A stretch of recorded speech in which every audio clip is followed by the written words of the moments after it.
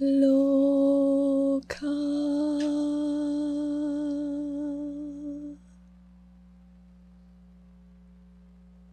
Samasta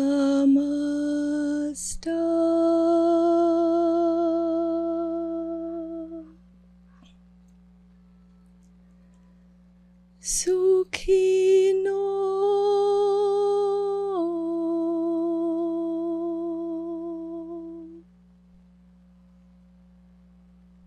Bhavantu.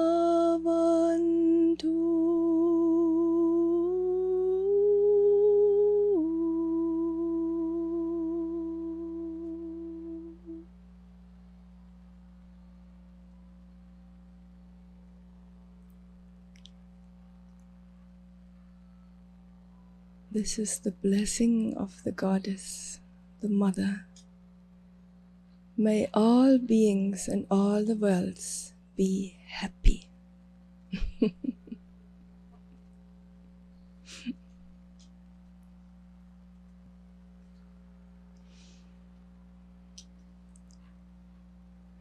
I have noticed since I am here in this beautiful celebration that it is a huge burst of light for the planet, a huge explosion of light. And when we are gathering here, there are thousands and thousands of angels with us. So many divine beings, they all feel attracted by the light and the love which they find here in all these beautiful human hearts. They're all celebrating with us. There's a huge celebration above us in the heavens. And they're showering flowers over us and celebrating and singing and dancing and really enjoying.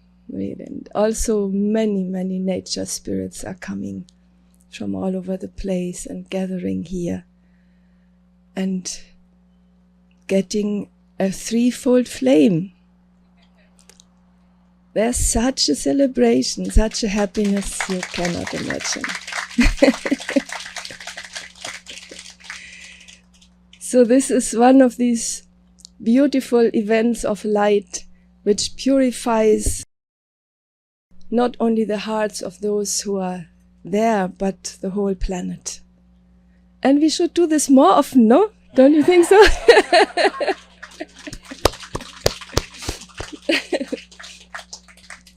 So I congratulate each and every one of you for being here and contributing their own light and their love and their dedication to have come here and celebrate with all the divine beings together. It's so beautiful. See, that what we are doing here, this celebration of life, of love, of light, and of energy, this burst of energy, this is the greatest antidote to all the violence and misery and suffering in the world. The biggest antidote which you can imagine. And if we would have more such celebrations and more such places, more such wonderful people coming together and doing this, soon we would see peace and light and transformation dawning on earth in a very big way. It will happen, yay? Yeah.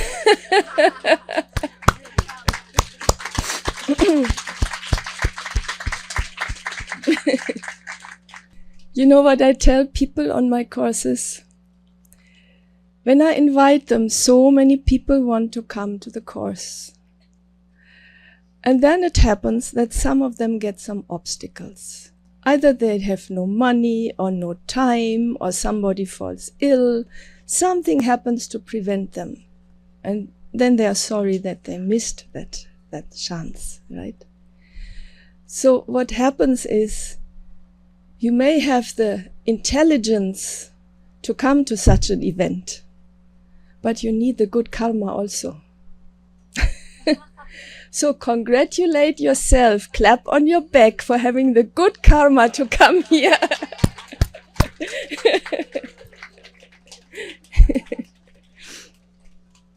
And then I always tell them when I invite, if you have decided to come from now onwards, listen to or chant Ganesha mantras every day, because Ganesha is the one who removes the obstacles.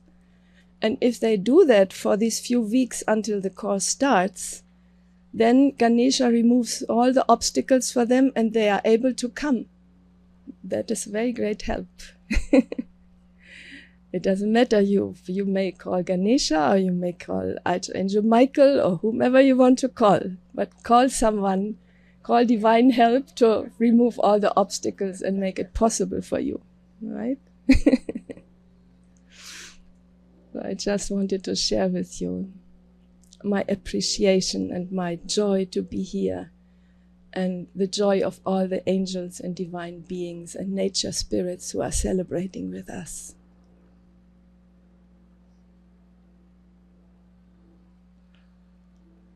And again, I feel like shouting victory, Jaya, Jaya, Jaya!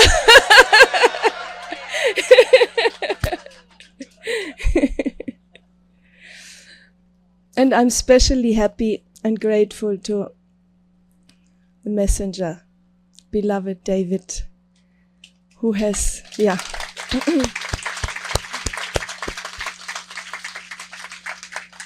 who has dedicated his life to this work and is giving his 200% to make things happen. I know he's doing a great work. Mona supporting him, And I always admire how he is channeling. My God, he is so good. These heartstrings. Oh yeah, you don't call it channeling. Heartstrings, okay. It's really amazing. Really, I haven't seen anybody doing it in such a true and genuine way. So truthfully, so genuine. Really, the being is coming through. You can hear it in the voice, and you can feel it in the atmosphere, and you can, the beings, they are really here when he is speaking. And I must tell you, I cannot channel like this. I cannot give a heartstring like that simultaneously. I tried it once. It's a funny story. So when I get the messages and when I meditate, and then afterwards I write them down. And I've written about 20 books of spiritual experiences and messages over the years. But once I tried to give a simultaneous speaking message like that, and in English to my students. And then the guru, the master, said a word which I knew only from writing, but I have never heard it. So I said, "You are a beacon of light."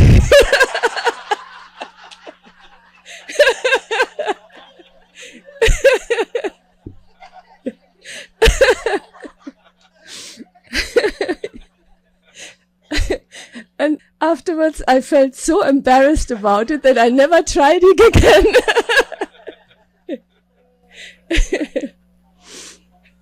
So just to say, we have... was embodied as Francis Bacon. Oh my God! Wow! So maybe I did have some sense after all. Jay Saint-Germain. Great. So would you like to hear something about meditation? Yeah? How it is, how it functions, and what it does, and different methods, etc. Okay. As you are all meditating, I basically don't have to convince you that this is something good. You know it already and you want to do it. But I would like to get a little bit specific and scientific in explaining how it works, and then speaking about different methods to reach that. So meditation is a mental technique, a mental process to lead us inside to our divine self, to our I am presence, right? Now let us see.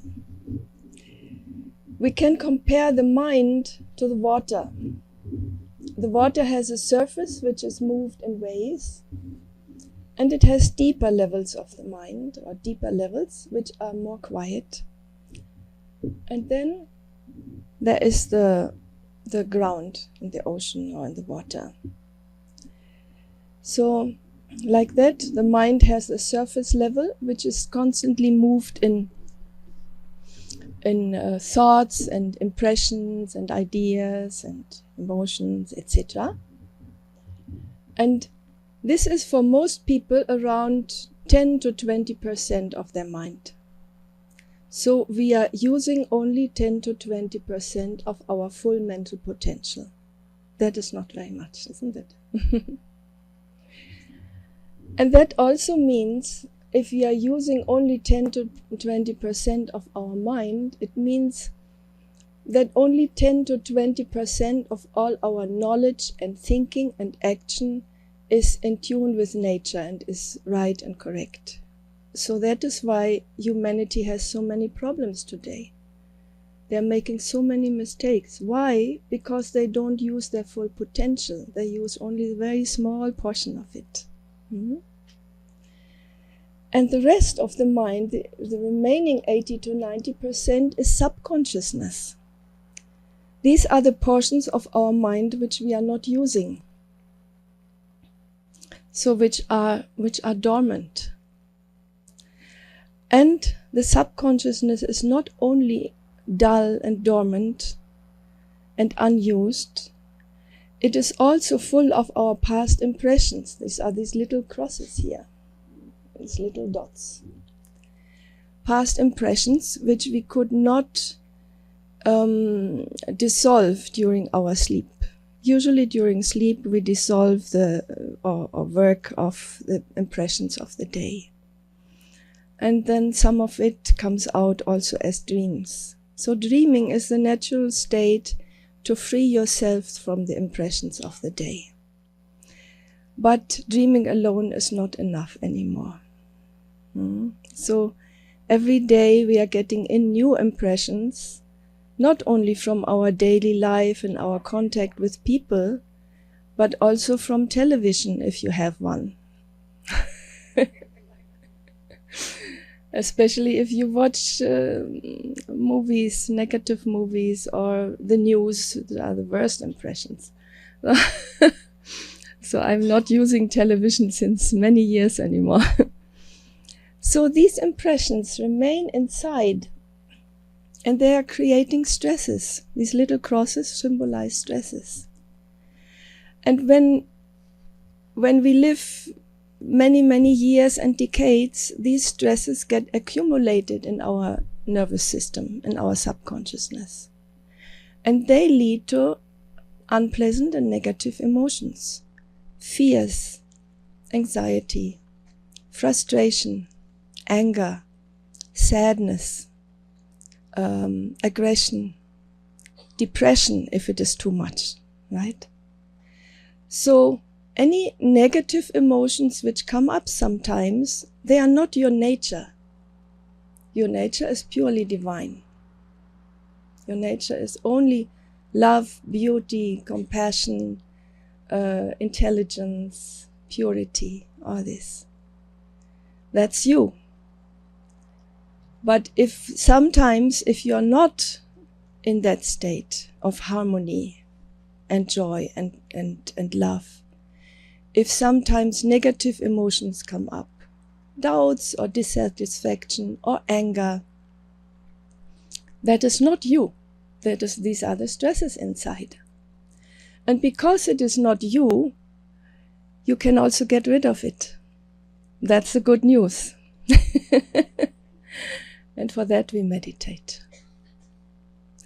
These stresses and tensions in our subconsciousness block us and hinder us from being in contact with our I am presence all the time, which is called enlightenment.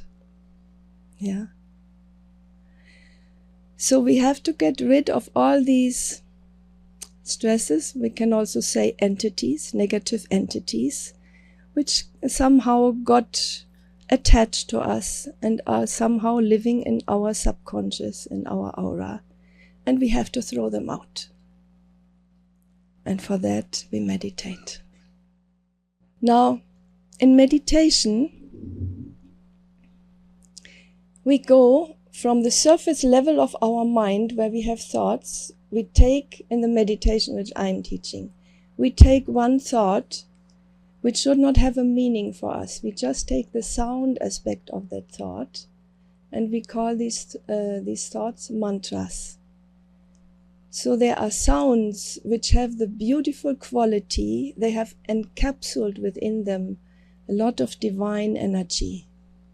And they have the beautiful quality to lead our mind and our awareness from the surface level of the mind through the whole subconsciousness, where the thoughts are getting finer and finer and finer, and more subtle, more and more subtle. And then it is just a very, very faint idea. And then we transcend, that means we go beyond that also. We go beyond the mind, beyond the ego, beyond all the thoughts, and we drop into that level of being, which is, I've used the symbol for mathematics, for infinity, which is infinite, unbounded, eternal, divine, pure consciousness, which is your real nature, which is your I am presence, or your soul. We can also say the source. The source, the divine source from which the whole creation has come out. And that is your true nature. This is what you are. And the qualities of this area of, we know it from all the different cultures. We call it being, we can call it Brahman, or Tao, or the source, or the I am presence. However you want to call it, it's all the same. Different expressions for the same. It is God, it's the divine. It is where you come from and what is your inner essence, your nature, right? So the qualities of this are infinite energy, infinite love, joy, bliss, compassion, intelligence, and creativity. So all these beautiful divine qualities, each and every one of us has inside us. That is our nature. So in meditation, when we think the mantra or the sound, we can go deeper and deeper and deeper. We listen to the sound, it becomes very subtle. Then we drop it, we let go, and we transcend into the self. And in that state, you experience inner silence, inner peacefulness. Your breathing stops. You feel a deep sense of peace and contentment.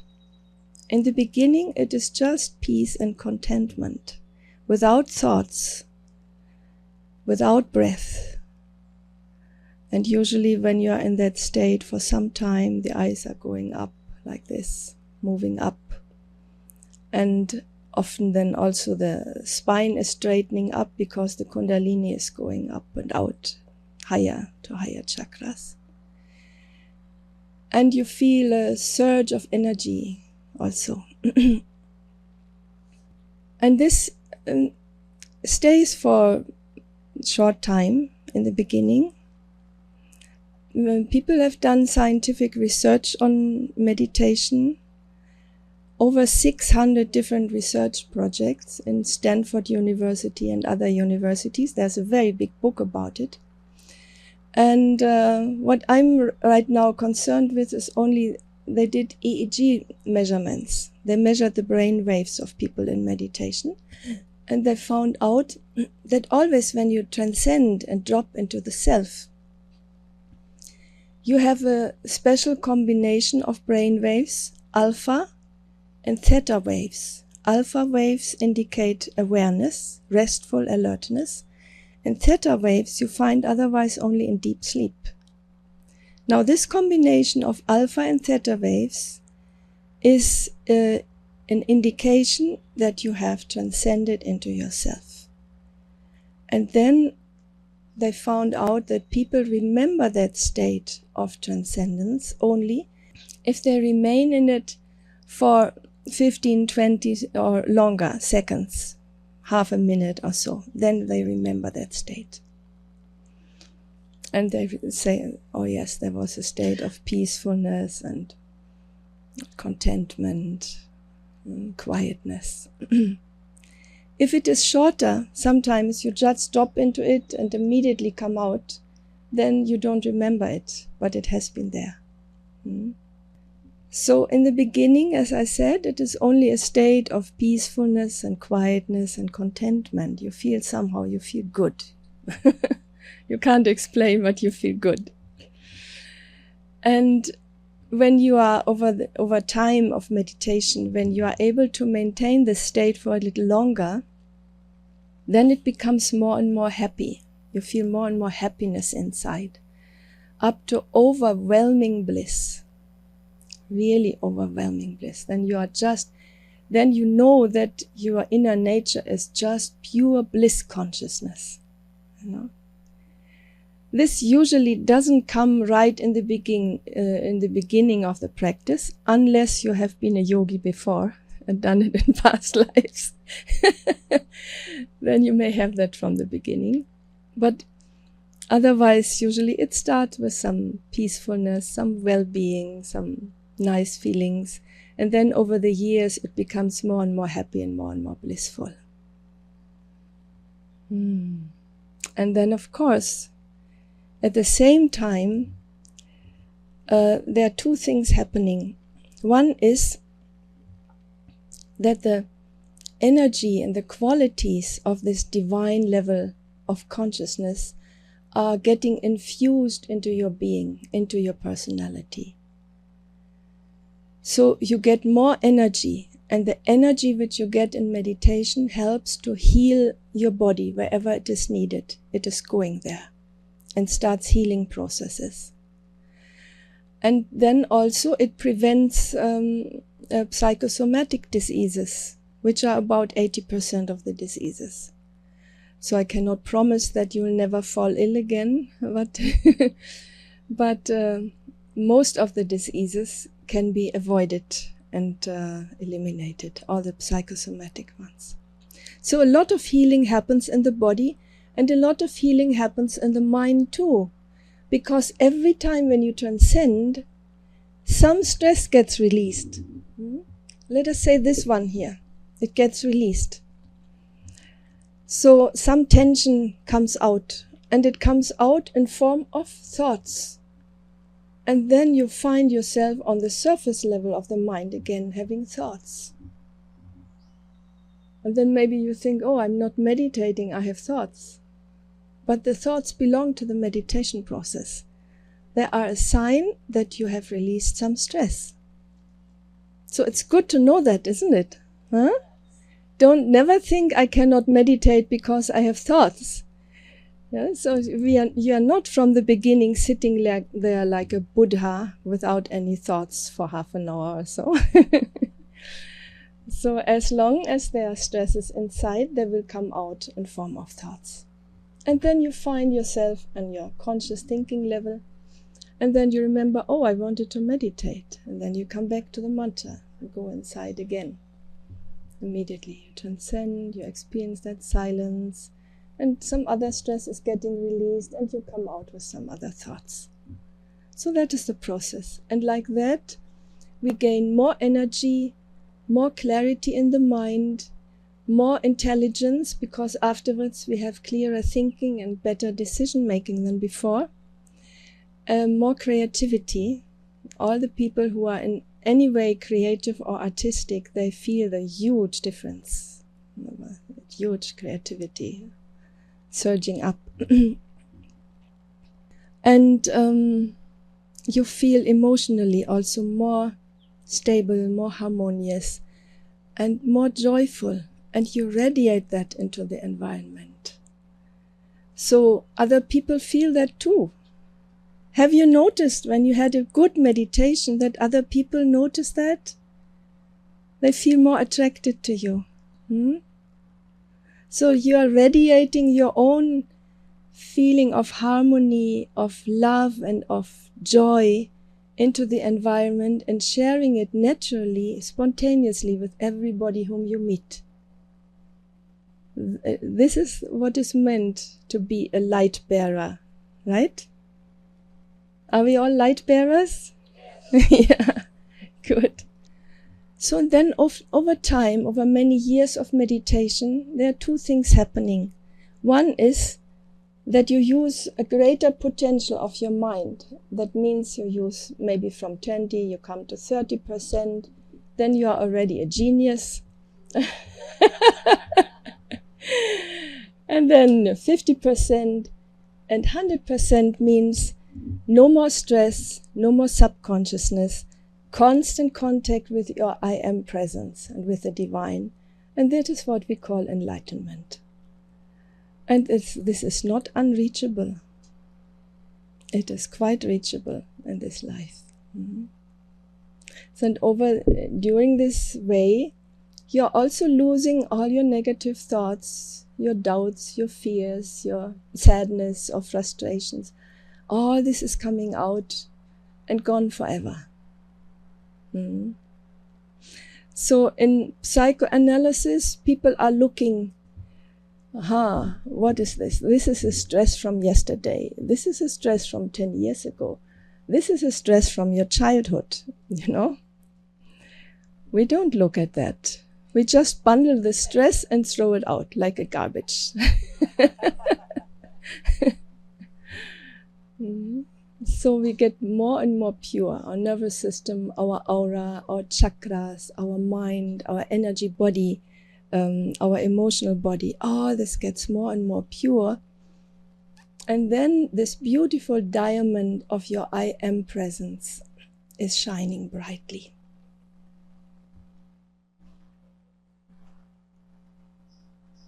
Do we want that? Yeah, no? Now, not all meditation techniques achieve that you transcend right into the self. There are different techniques, and some of them are easier and some of them are more difficult. Some of them are just providing a superficial relaxation but don't lead you to the self. And some of them are very efficient and effective. We will look into this a little bit. I recorded the Devi prayer with the cough drops in my mouth. Because I had a cold. Thank God you don't hear that.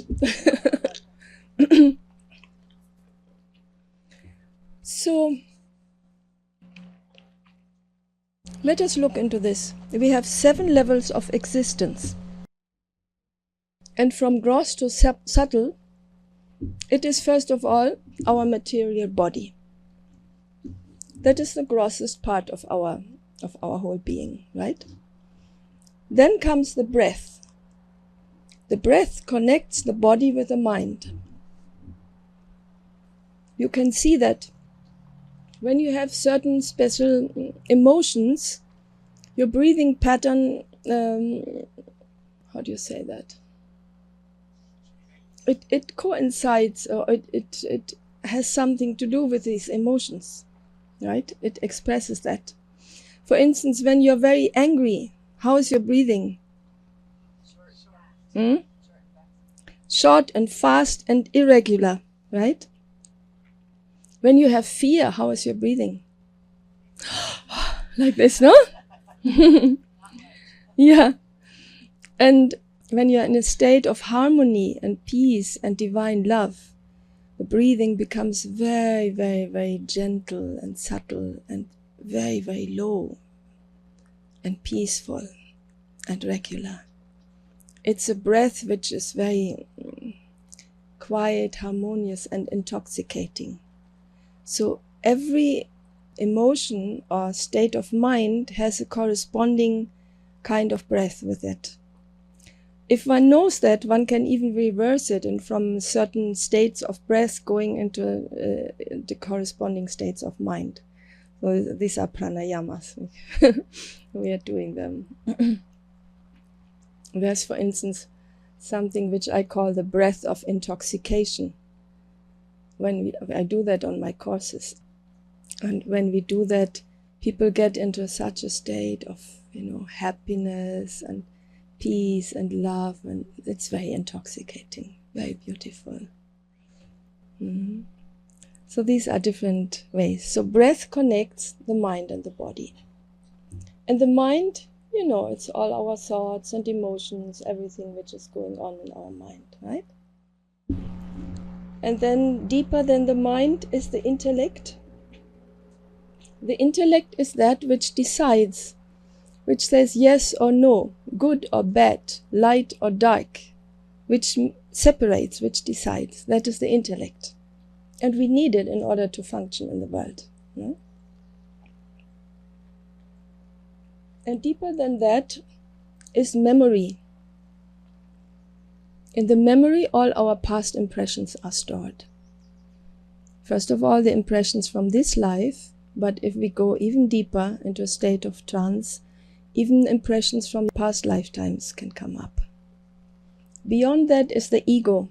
That is the most subtle level of our personality. And that's why ego, being nearer to the self, it is also full of joy. You know that, no? If somebody praises you, what does your ego do? Ah, great. And of course, as long as our ego turns to the mind and the body and identifies with that, it's not such a good thing. But when your ego starts to turn around and identify with the divine self and says, I am God, right? I am. That is a very good thing. So ego per se is not bad. Only the way how we use it is important. So let us identify more with our divine self. So that is the most subtle aspect of our being. Now we want to get there in meditation. And we start from the mind. We focus our mind on something when we meditate. This may be a thought, an idea, a concept, a sentence, or a feeling, or anything, or a mantra. Something which should lead our mind to the self. Now, if you focus your mind on the body, it is a grosser level. It's more far from the self. So if you want to meditate just observing your body, it is very unlikely that you reach the self. And if you want to meditate just observing your breath, it is also a more gross level of the mind. It's between the connecting link between the mind and the body.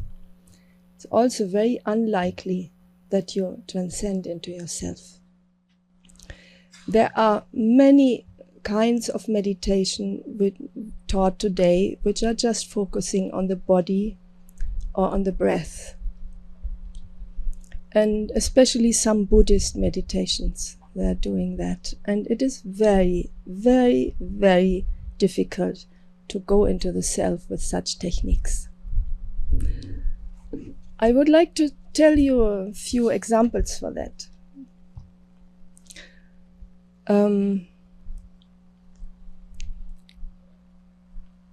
First of all, I have taught thousands of people meditation, and I had many people who have tried other methods of meditation before. They said, oh yeah, I was meditating, focusing on the body or on the breath or on some sentence, some wisdom or something. That also keeps you on the thinking level of the mind, on the surface. Mm-hmm. So you have to let go of all thoughts and go drop into the state of thoughtlessness. So they all said when they had got their mantra and started to meditate with that, my God, I've never had such a meditation. I never had this experience before. So from the experience of the people whom I taught, I have heard it many times that this meditation, it is much, much deeper and much more easy to transcend into the self. Much more easy. And I'll tell you a little story which happened to my first husband, who also was a meditation teacher. So he had learned a meditation with a mantra that was a transcendental meditation, with which I also started. And after some time, he went to a Buddhist meditation seminar for 1 week under the guidance of a Lama from Tibet, Tibetan Lama. And he was practicing with them, and they were sitting there on these hard benches the whole day, morning till evening, many, many hours. And he was using that technique, and nothing was happening. And he did it for 1 day, 2 days. She likes me.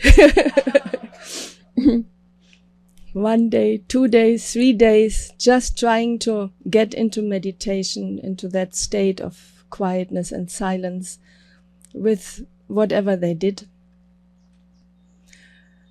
And then on the 3rd day, finally he got thoroughly bored with it, and he took his mantra and immediately transcended.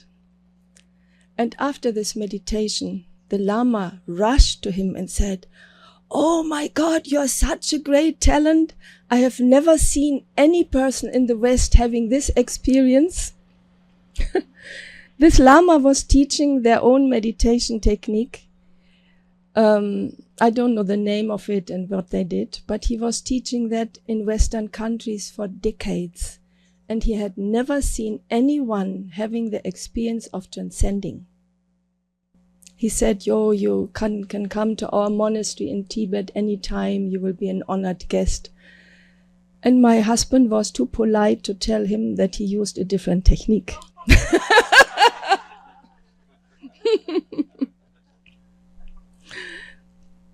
But then he saw the difference. And then he decided to become a meditation teacher and spread this knowledge. And he did. And he was one of the first transcendental meditation teachers in Germany. The first one in North Germany. And that's how we met. And he was an architect also. And then happened something peculiar. So he had been teaching for a few years, and the word spread in the town that this man is teaching meditation technique. And then one man came to him and said, "Please design my house. I want to build a house. You design that." And he did. And after that, the man didn't want to pay the fee for the architect.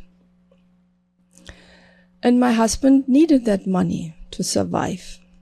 So he went to him and said, "Come on, you have to pay. We have agreed. I have done. Your house is standing. Now please pay me." And this man engaged him in an argument and didn't want to pay. And then all of a sudden, my husband heard his mantra and was immediately floating above his body. Was out of his body and heard his mantra. And next moment, the other man falls down and has a heart attack. Bang, yeah, that fits. And he was really grabbing his heart and saying, "Please, please get me some heart medicine immediately." So my husband went, he got him some heart medicine, and then it calmed down and this man was okay again. And then this man said, "I must apologize to you.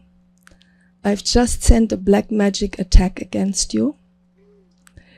I was sent by, he was a member of some secret society. I don't want to say the name. I was sent by my brothers there to ruin you financially because you are teaching meditation. And that's why I didn't want to pay your fees. And I've just sent you a black magic attack, and it came back to me. And then he said, whatever you are doing, it is so much more powerful than what we are doing. Please teach me your meditation. Yeah. And so my husband initiated him into meditation. And that showed him the power of the mantra. What a huge protection it is. He didn't know that some attack was happening. He didn't call to anyone for help. Just spontaneously his mantra came up, he was out of the body, and the whole thing went back to the sender. You know? So that was one story. Should I tell you another little story which happened to me? So I was traveling and teaching meditation all over Europe and partially also in Africa and in Asia, different countries.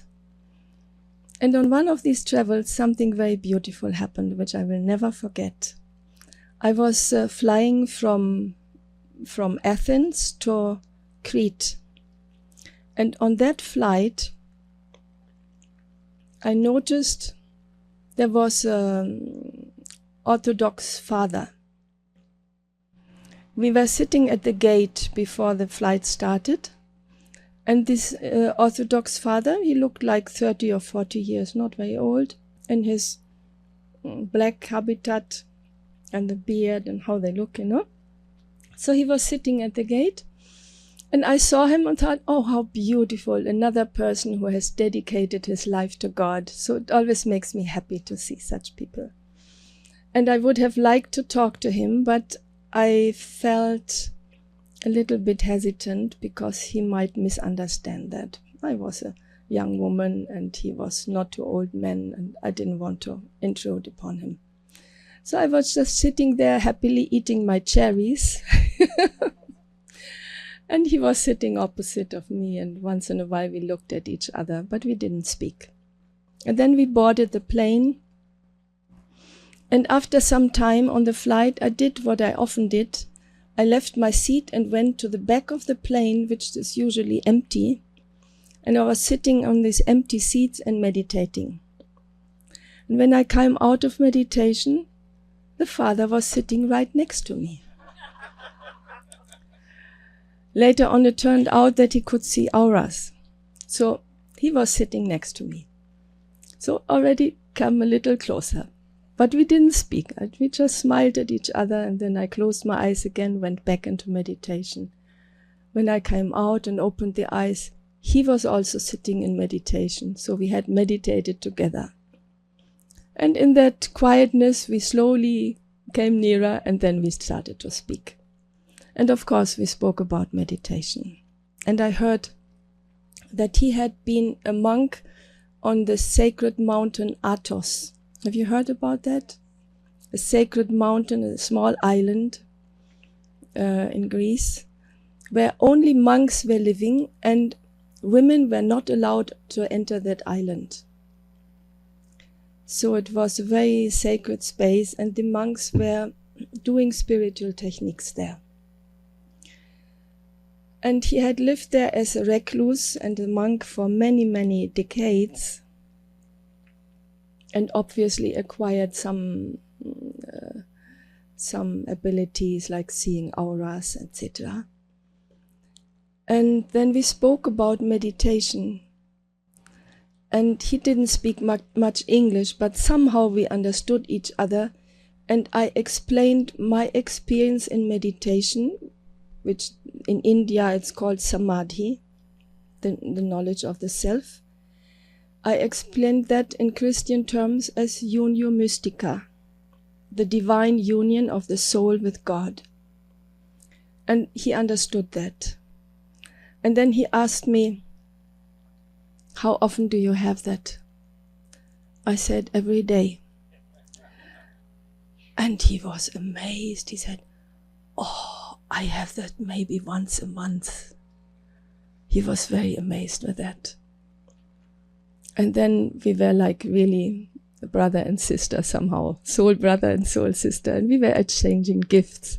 We have in happy unisono, we ate Maya cherries, and and I gave him some photos of my Madonna paintings, and he was happy. And then he gave me some sanctified rings, silver rings with Mother Mary on them. So suddenly I was having rings on every finger. So that was, and then he invited me to visit his monastery in Egypt, a Coptic monastery. So that was, I think, the most impressive and pleasant meeting I ever had on all my journeys. It was beautiful.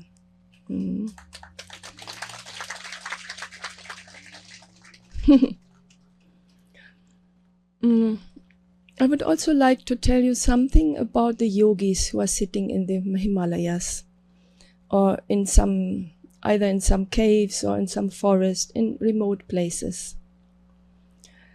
Many people have misconceptions about these yogis, that they are just renouncing the world, they don't want to have anything to do with the world, they are maybe a little bit selfish, they don't care what is happening in the world, they just live for their own happiness. This is not true. They are not useless. In fact, if we didn't have them with their high consciousness, I think this world would not exist anymore. By long time ago, people would have destroyed everything with nuclear weapons. They are doing a very, very big and very important job there. As withdrawn as they are, and as much as they cannot stand the lower vibrations of the cities and the plains and the villages and the company of unenlightened people, they have such a pure nervous system that they cannot stand it. But they are holding space for the whole of humanity to rise up. And every human being is connected with every other human being. So we are like, how do you call a crossing of many lines? Is that the nexus point? That's what you, nexus, right? Yeah. So each of us, every human being on the planet is a nexus point, which is connected to every other human being. And there's a grid of human consciousness around the planet. And each of us is one little point in this grid. Now there's some, yeah, isn't it? Huh? Yeah, exactly. Yeah. So that's the human collective consciousness. Every species has its own collective consciousness. Now, there are some points of darkness. There are some points which are mixed, gray zone, and there are some points of light. And in these times, we will see the more people start to work on themselves spiritually and try and do everything in order to ascend and spread the light, the more the human collective consciousness will rise, and it will lead to the golden age. That's what we are doing. That's our job.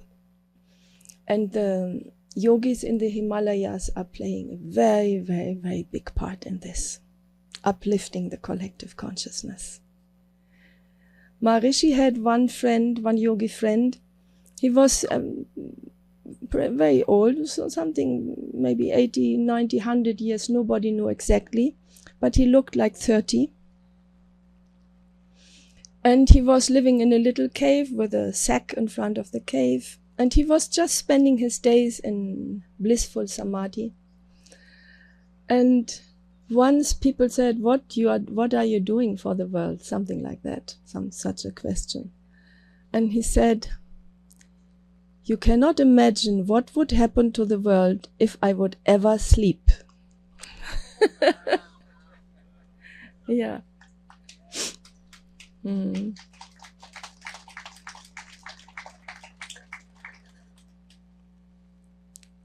So And some of us had such yogi lives in the past. These are the ones who immediately and easily go into the self and experience that very easily. I also remember such lifetimes. And that makes you a little bit sensitive against vibrations. That's why I don't embrace people usually. Because then I get their illnesses and their emotions, which don't belong to me, and then it takes either some days or sometimes some weeks to process it out. Yeah. So, but they have their purpose to be here on the world, and they are doing a great job. I just wanted to clarify that.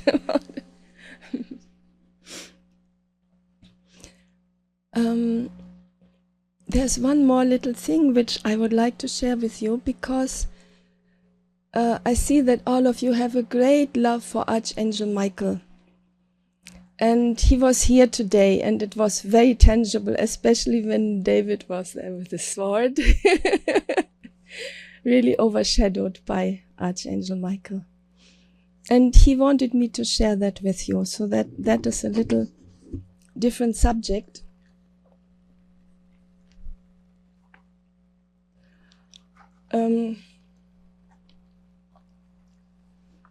There is a constant fight going on this planet between heavenly armies and fallen angels. I think we all are aware of that, no? Between the forces of light and the forces of darkness. Or in mythological terms, it's called a fight between the gods and the demons, right? Or between the angels and the fallen angels. Or in Sanskrit, the devas and the daityas. They're constantly engaged in fight. Why? You see, there are basically mainly three worlds. There's the underworld, which belongs to the demons. There is the earth, which belongs to the human beings and the animals and all the life here. And there are the heavens, which belong to the divine beings, the angels and the gods and the Buddhas and all these beautiful beings of light. And if everybody would stay in their realm, everything would be okay here. But unfortunately, these demons have a huge lust for power. They're very power hungry. And they want to conquer the whole world. They want to rule the whole world. Now, they have been thrown out by Archangel Michael and the divine armies from the heavens.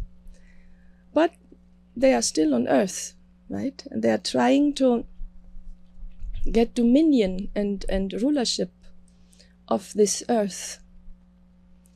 And I don't have to tell you much about it. You know about the plans of the One World Order or Great Reset, these things, right? That would be a world tyranny ruled by the demons. Yeah, exactly.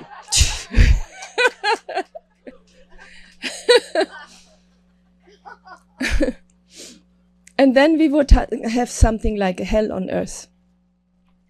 We already have to some extent in some places. I remember that Maharishi went to some places and he said, "Oh, you have created a beautiful hell here." Now, our goal is to create heaven on earth, right? And for that, we need the divine armies as a help. That's why we are invoking all of them. And we are invoking the archangels and the ascended masters and all these wonderful divine beings, the divine armies, practically. There are very big warrior angels with a sword. They're very powerful. Now, the king of the gods, in Hinduism, it's called Indra. Here in the West, it's called Michael, Archangel Michael. The same being. And the leader of the divine army is called Kartikeya. You may have heard about Kartikeya. He's the brother of Ganesha, also a very powerful warrior. So, the divine armies are all working together all the different angels and archangels and gods and goddesses of all pantheons and ascended masters, they are all working together to dispel the darkness and to bring the light. So there's actually no division in heaven about, no, this is Hinduism, this is Western, this is Christianity. These divisions are man-made, and I think they should not survive very long in the Golden Age. At least I know that Saint Germain wants to bring one spiritual path for the whole humanity, where all religions and all spiritual paths unite and become one. And that means an acceptance of all the other divine expressions and divine names. So like that, we have to equally accept and revere and worship the Indian gods and goddesses, the Greek gods and goddesses, the old German, Scandinavian gods and goddesses.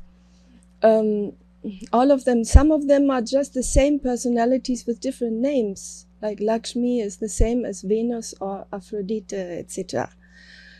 And the Christianity and Judaism, all this has come together.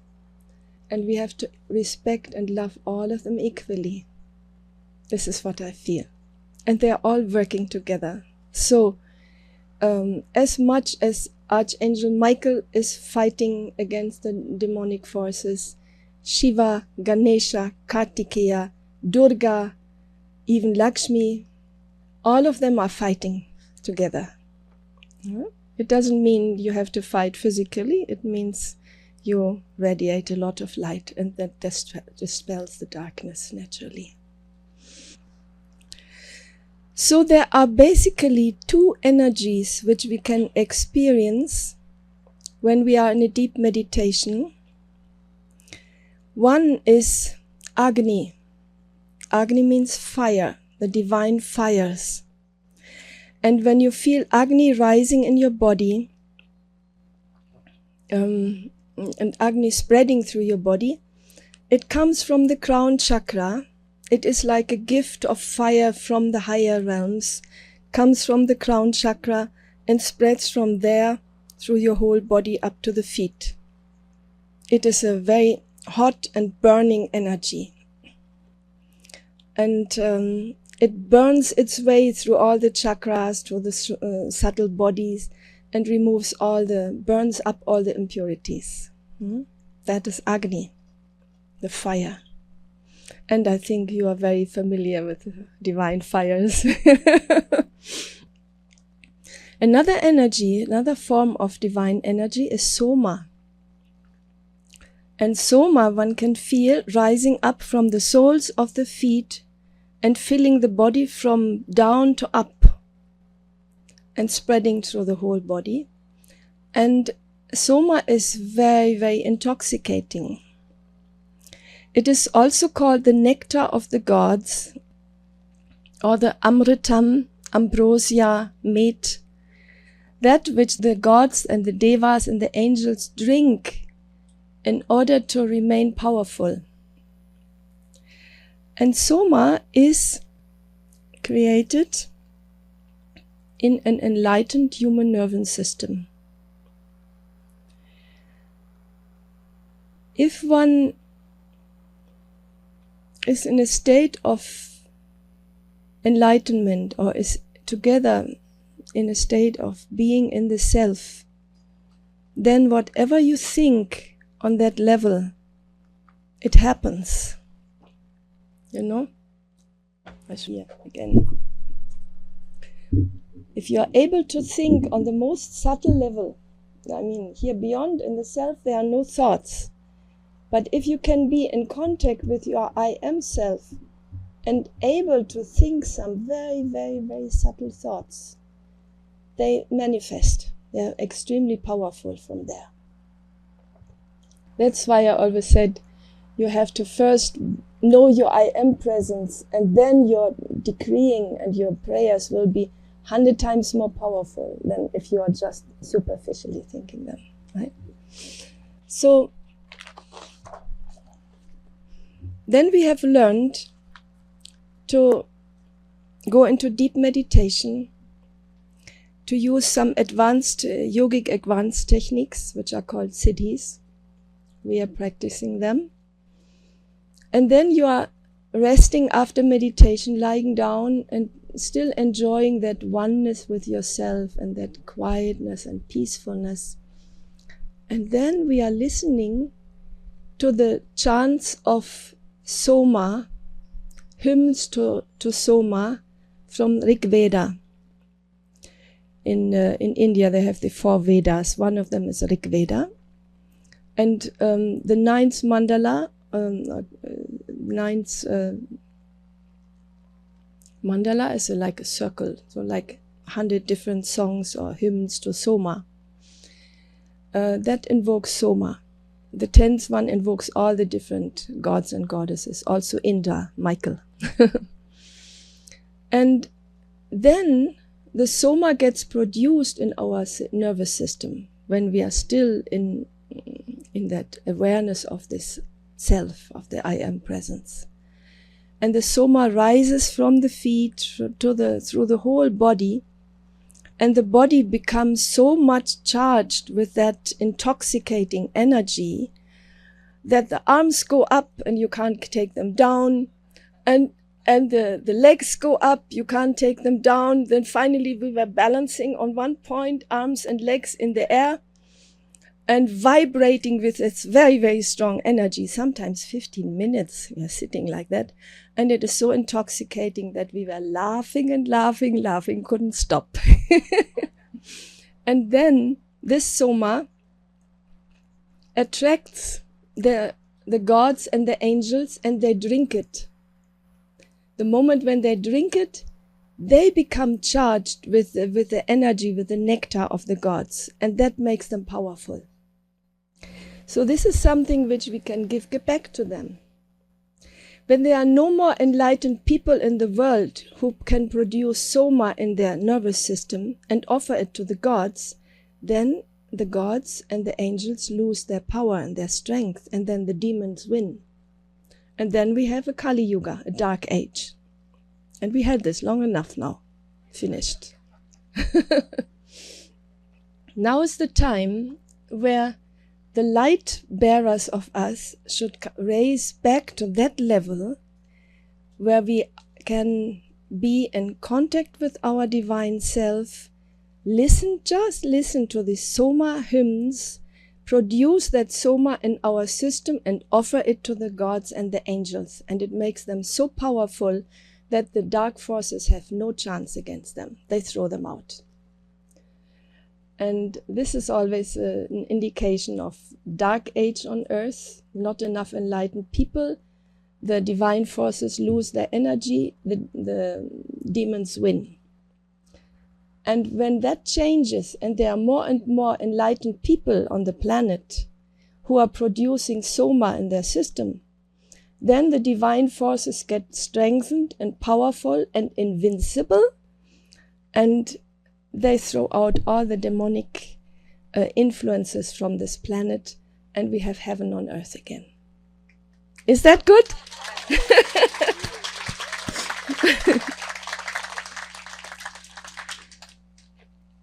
So I just wanted to share this with you because Archangel Michael asked me to share that. So we can actually, when we get Agni, we are receiving divine gifts from them. And when we produce Soma in an enlightened nervous system, it also helps to eat almonds. Almonds are also helping to produce Soma, but not more than 7 per day. Then we can give something back to them. We strengthen them with this nectar, divine nectar. So I wanted to share that with you. This is what we do on our courses. Yeah, I think this is basically what I wanted to share.